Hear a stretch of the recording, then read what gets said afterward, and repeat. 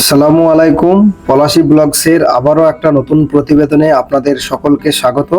আপনাদের সঙ্গে আমি আশারুল। আজকে খুবই একটা গুরুত্বপূর্ণ বিষয় আপনাদের সঙ্গে শেয়ার করব। সেটি হচ্ছে অনেক কাস্টমারের মনে প্রশ্ন থাকে বা অনেক মিস্ত্রি ভাইদের মনেও প্রশ্ন থাকে যে আমরা পুরাতন মেঝে অর্থাৎ নেট সিমেন্ট বা ডেটো করা আছে, তো সেই ফ্লোরের উপরে আমরা কিভাবে কি কাজটা করব। এখানে আপনারা দেখছেন এখানে কিন্তু সম্পূর্ণ ডেটো অর্থাৎ নেট সিমেন্টের উপর কিন্তু আমাদের কাজটা করা হয়েছে।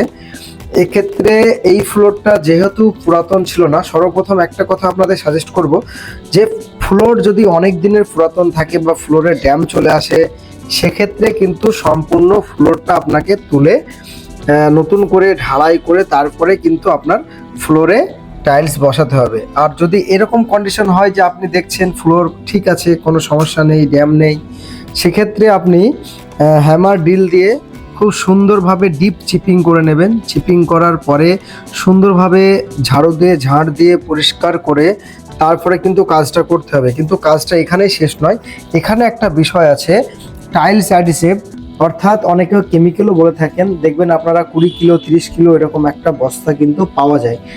তো ফ্লোর করার আগে যদি বালি মশলা দিয়ে কাজ করেন, সেক্ষেত্রে অবশ্যই টাইলস অ্যাডিসিভের আপনারা গোলা করে নেবেন। গোলা করে নেওয়ার পরে কিন্তু তারপরে ফ্লোরে দেবেন, তারপরে মশলা দিয়ে কাজ করবেন। আর যদি আপনারা অ্যাডিসিভ দিয়ে কাজ করেন, সেক্ষেত্রে সম্পূর্ণ অ্যাডিসিভ দিয়ে কাজটা করতে হবে। এখানে দেখছেন, এবার আমরা সম্পূর্ণ বাড়িটা আপনাদের একটু ঘুরে দেখাবো। এখানে সর্বপ্রথম যেখানে আমরা ঢুকছি ফ্লোরে, তো এখানে গ্রানাইটের যে ধাপ করা আছে তার সঙ্গে টাইলস দেওয়া আছে, রাইজারটা টাইলসের দেওয়া আছে। এবার আমরা আস্তে আস্তে এখানে কিন্তু আমরা প্রবেশ করে ফেললাম ডাইনিং এ।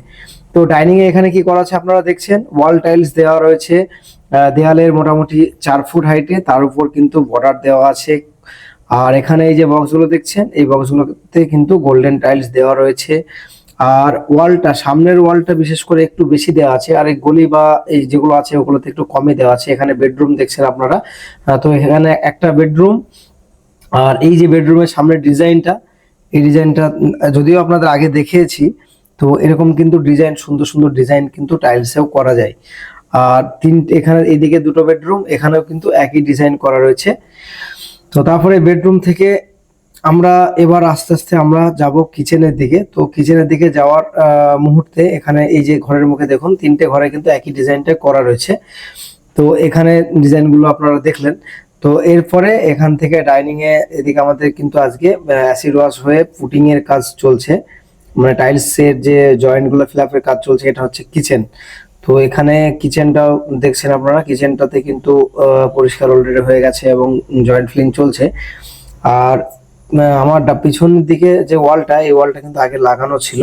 আর আমাদের এই যে নিচে থেকে শুরু করে বাম দিক ডান দিকে যেগুলো দেখছেন, এই ওয়ালগুলো কিন্তু নতুন করে আবার ফিটিং করা হয়েছে। আর বিশেষ করে ওয়ালে, যদি পুরাতন ওয়ালে কাজ করেন আপনারা, সেক্ষেত্রে কিন্তু সম্পূর্ণ টাইলস অ্যাডিসিভ দিয়ে কাজ করার চেষ্টা করবেন। আর এখানে কিচেন থেকে এই দিকটাতে একটা রুমও আছে।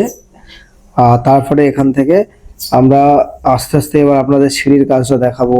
সিঁড়িতে যাওয়ার জন্য আমাদের ডাইনিং থেকে শুরু করে আমাদের সোজা সামনের দিকে আগাতে হবে। তো এখানে এই যে গলিটা দেখছেন, এই গলিটা থেকে গিয়ে কিন্তু এখানে বাথরুম আছে। আর ফ্লোরে এখানে ম্যাট টাইলস দেওয়া হয়েছে। যেহেতু পিছনে বাথরুম রয়েছে, সেক্ষেত্রে এখানে জলের কিন্তু একটা ব্যাপার রয়েছে, যার জন্যই কিন্তু এখানে ম্যাট টাইলস দেওয়া হয়েছে।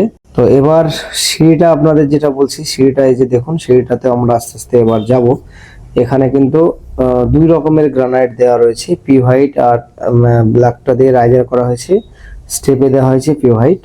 তো এখান থেকে ছাদে এখানে কিন্তু কাজটা কমপ্লিট। তো কাজটা তো দেখালাম, এবার লোকেশনটা হচ্ছে, এটা হচ্ছে নদিয়া জেলা বেতাই। তো এর আগে তো এই বাড়ির ভিডিও আপনাদের একটা দেখিয়েছি। তো যাই হোক, আজকে বেশ কিছু ইনফরমেশন আপনাদের সঙ্গে শেয়ার করলাম। ভিডিওটি কেমন লাগলো অবশ্যই কমেন্টে জানাবেন। ভিডিওটি ভালো লাগলে অবশ্যই একটি লাইক করবেন, সেই সঙ্গে চ্যানেলে নতুন হলে অবশ্যই চ্যানেলটি সাবস্ক্রাইব করবেন।